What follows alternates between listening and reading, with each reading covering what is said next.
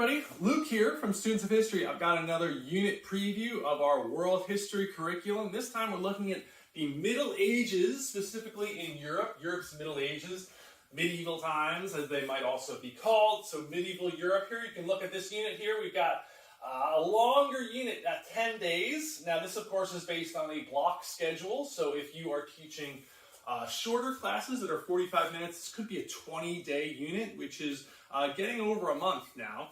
But you can edit this as well if you want to shorten it and make it fit with your curriculum timeline and schedule.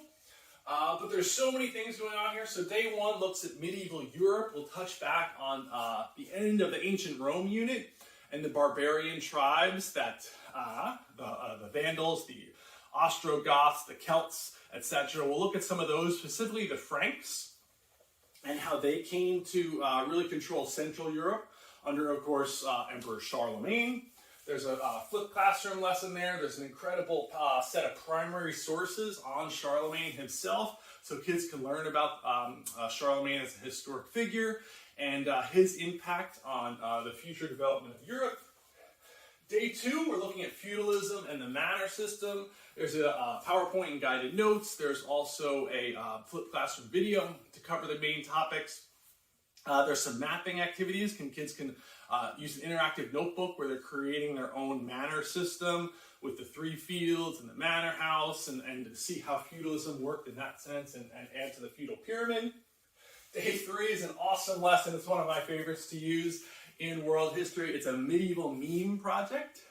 So kids are going around at stations looking at primary source images from an illuminated manuscript to learn about medieval life. And as they go, they take notes about these different images that they see to learn about what life was like in the Middle Ages for serfs and peasants across Europe. And then they create memes based off of what they learned. It's a great resource. It can be done digitally or on paper. Day 4, looking at Europe's nations forming, the development of England, France and Spain and Portugal and the Holy Roman Empire, and how those came to develop out of the feudal system. And there'll be another mapping activity there, a digital notebook activity that's great for that one. The influence of the Catholic Church. Obviously the dominant force in medieval times and the Middle Ages was the Roman Catholic Church. So this lesson looks at the Catholic Church's role in society at that time. Before we get into the Crusades on day 6, there's another flipped classroom lesson and a PowerPoint and guided notes there.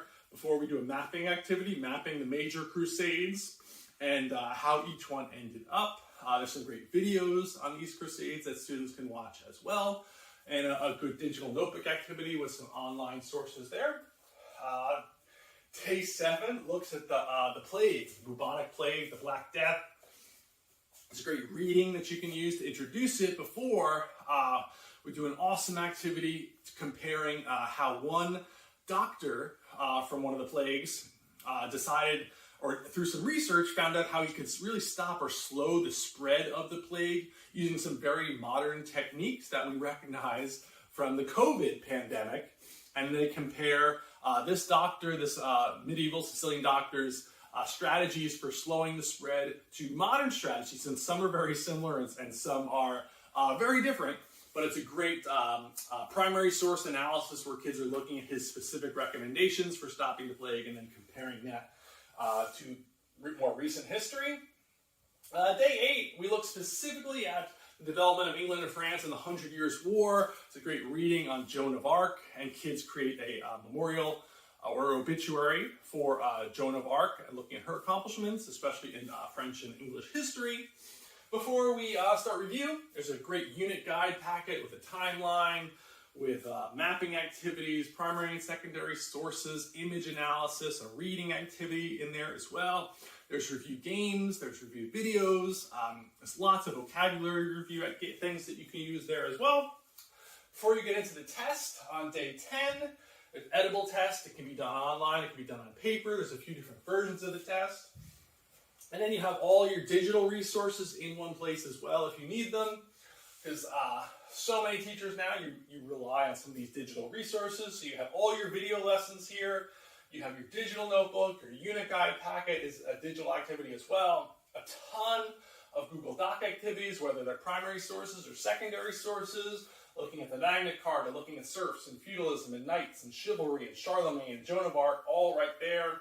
Online readings, review games, and tests, all there for you. All these are also linked in the lesson plans. So you have those lesson plans for every day and where you would use these as you go through the unit. This is so thorough. It's such a great resource for you. If you teach world history in middle school or high school, it'll be great for you. It's engaging for students. It's interactive, allows them to think critically and really come to understand medieval Europe. If you have questions about this unit or any of the other ones, please don't hesitate to reach out and I'll be happy to answer any questions that you have. But thank you for checking this one out. Take care.